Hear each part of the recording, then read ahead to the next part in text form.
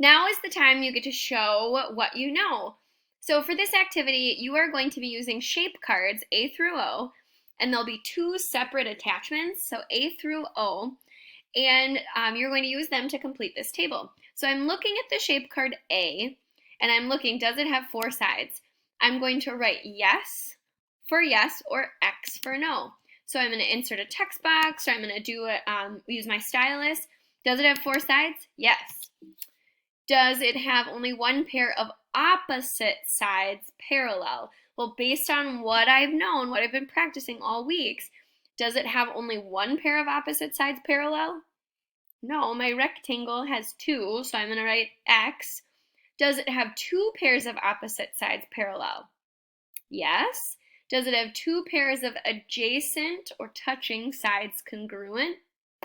Does it have all four sides congruent? Does it have four right angles? Are all angles right and all sides congruent? And then in this last box, I'm going to write what specific shape I think it is.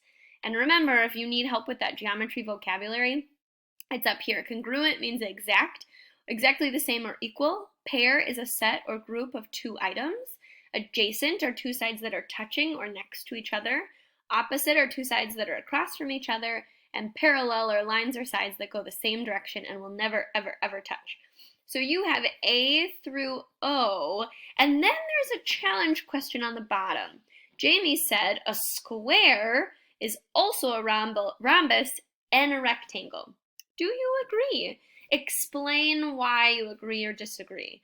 Give us some real meaty answers. Make a couple sentences about why you agree or disagree, and use all of these math terms that we've been working on all week. Reach out with any questions. Good luck!